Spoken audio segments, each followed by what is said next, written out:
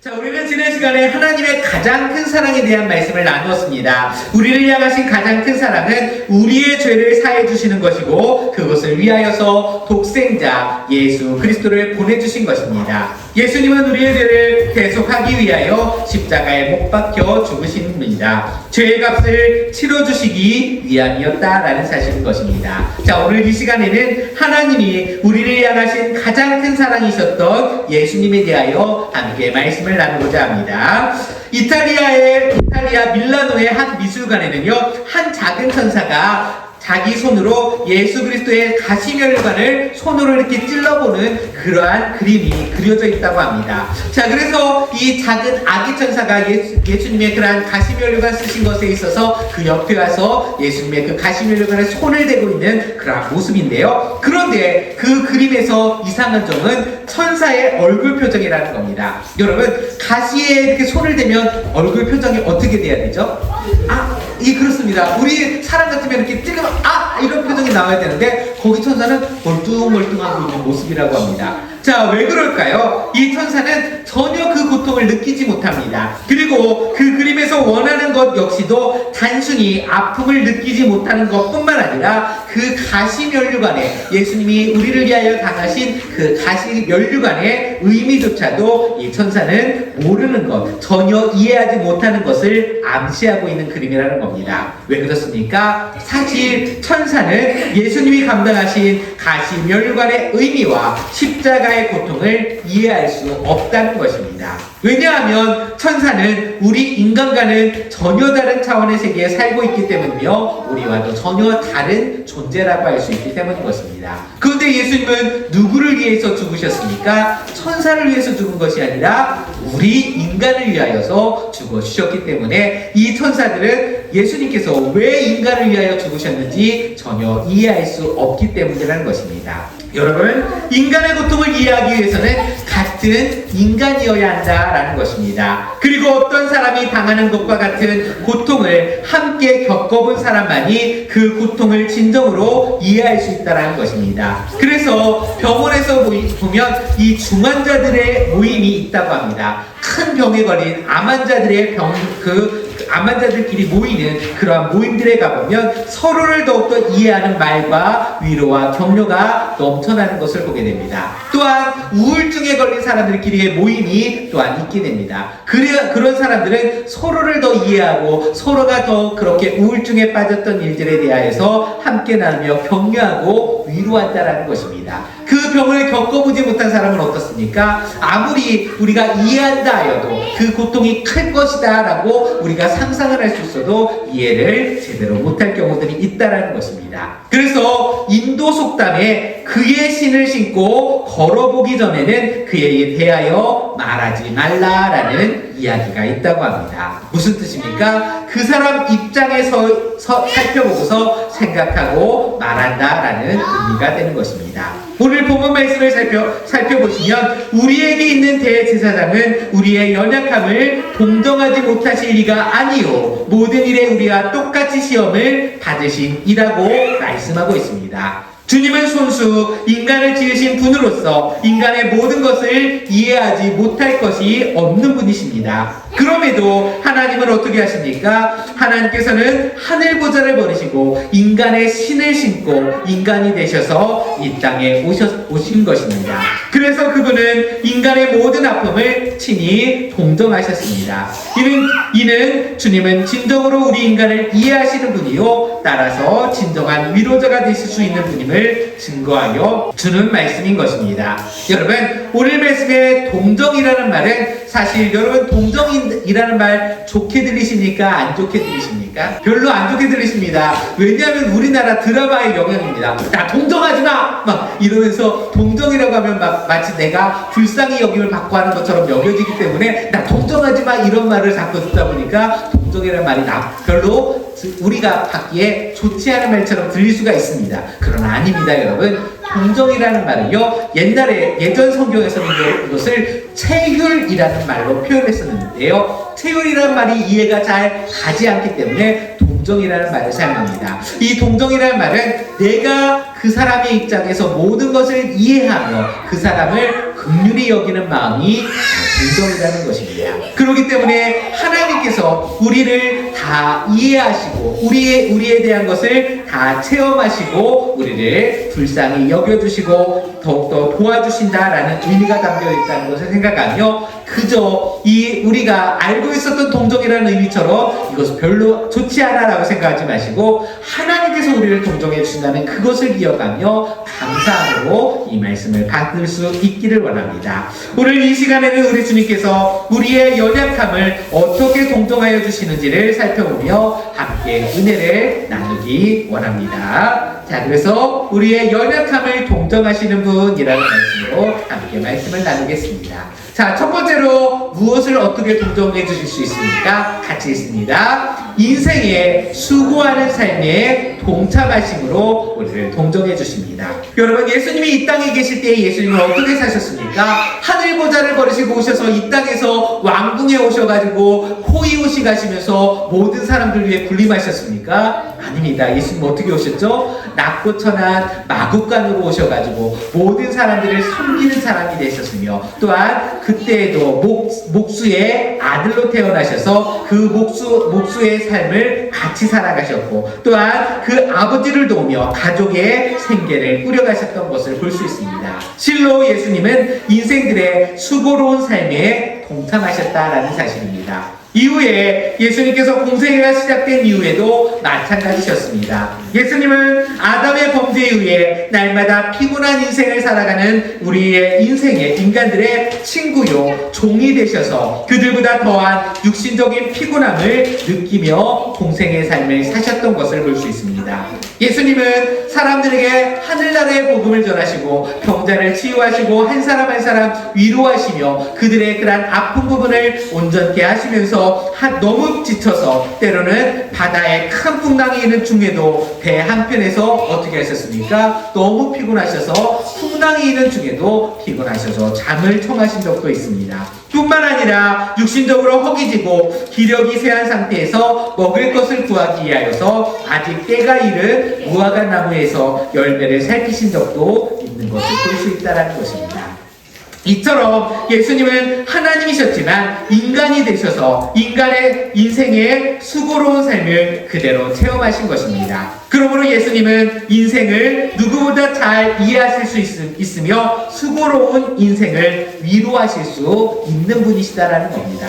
우리의 배고픔도 아셨고 우리의 피곤함도 아시는 주님이라는 것입니다. 그래서 무엇을 말씀하십니까? 같이 읽습니다. 수고하고 무거운 짐진 자들아 다 내게로 오라. 내가 너희를 쉬게 하리라. 나는 마음이 온유하고 겸손하니 나의 멍에를 메고 내게 배우라. 그리하면 너희 마음이 쉼을 얻으리니. 아멘. 예수님은 우리들을 향하여서 수고하고 무거운 짐진 자들아 다 내게로 오라. 내가 너희를 쉬게 하리라 라고 부르셨습니다.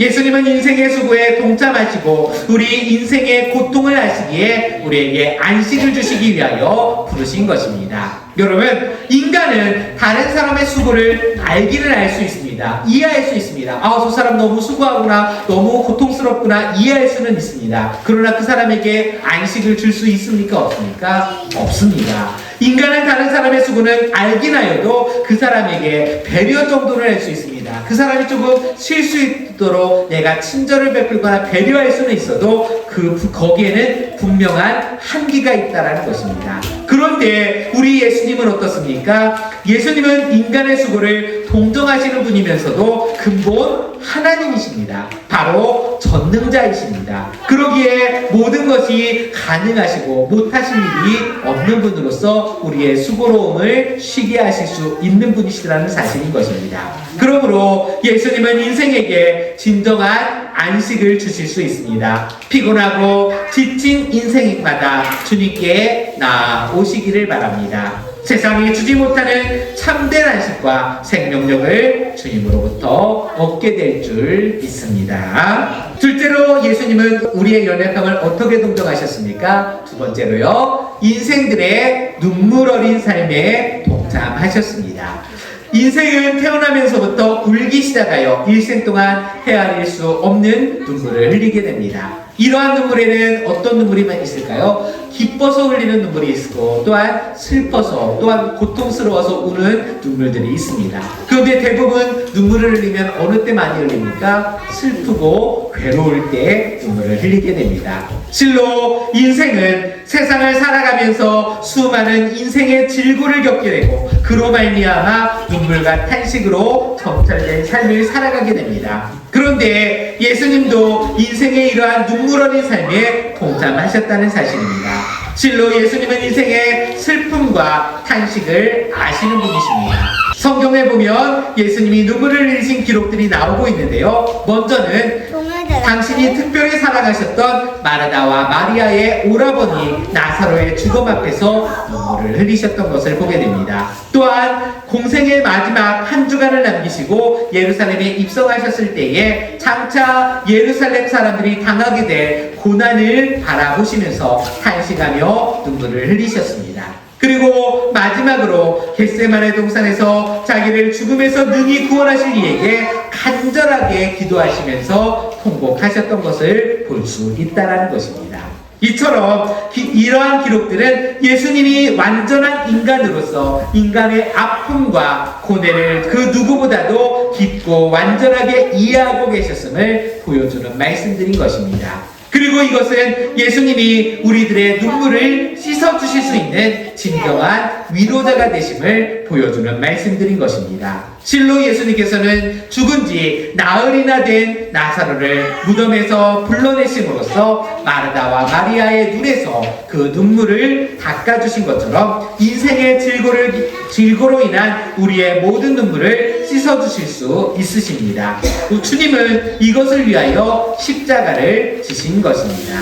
함께 요한계시록 말씀을 보도록 하겠습니다. 모든 눈물을 그 눈에서 닦아주시니 다시는 사망이 없고 애통하는 것이나 곡하는 것이나 아픈 것이 다시 있지 아니하리니 처음 것들이 다 지나갔음이로라. 아멘. 그렇습니다. 예수님께서 장차 다시 오시는 그날에 우리에게서 모든 슬픔과 탄식을 제하여 주시고 영원한 기쁨을 누리게 하실 것입니다. 그리고 이 땅에 사는 동안에도 우리가 우리의 모든 슬픔을 가지고 누구께로요? 예수님께로 가지고 나아가 호소하며 내려놓기만 하면 주님께서는 당신의 영을 통하여 우리를 위로하여 주시고 모든 문제를 해결하여 주실 것입니다. 모든 슬픔을 주님께 가지고 나와 내려놓는 우리 모든 성도들이 되시기를 바랍니다. 마지막으로 주님께서는 우리의 연약함을 어떻게 동정하십니까? 같이 있습니다. 인생들의 절망적인 삶에 동참하십니다.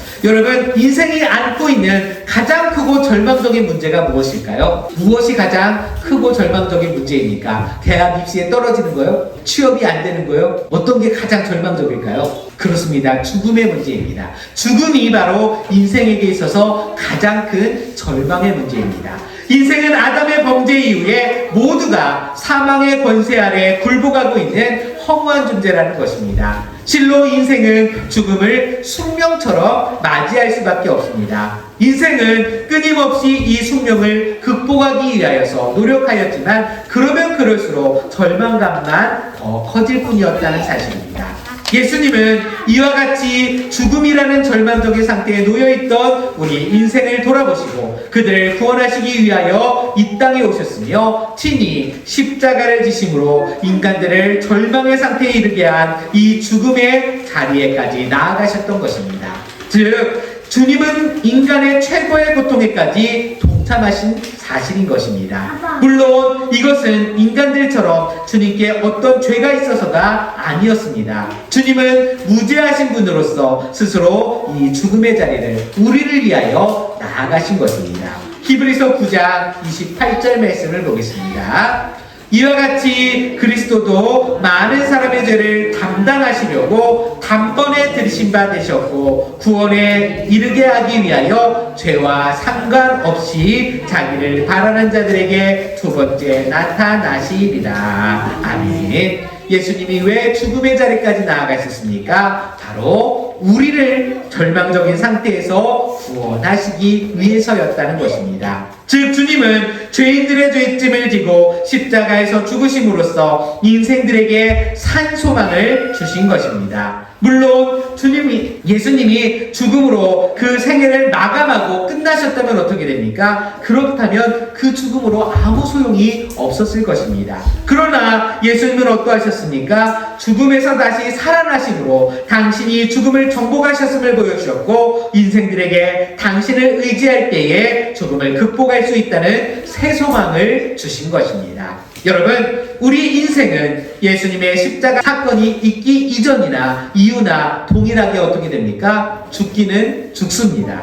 예수님의 십자가 죽음은 겉으로 보기에는 인생에게 아무 영향도 끼치지 못한 것처럼 보일 수 있습니다. 그러나 여러분, 예수님의 십자가 사건은 인류에게 엄청난 변화를 가져다 주었습니다. 즉 예수님의 십자가의 죽음으로 말미암아 그것을 믿는 우리 성도들은 그 안에서 다시 살 소망, 영원히 살 소망을 갖게 된 것입니다.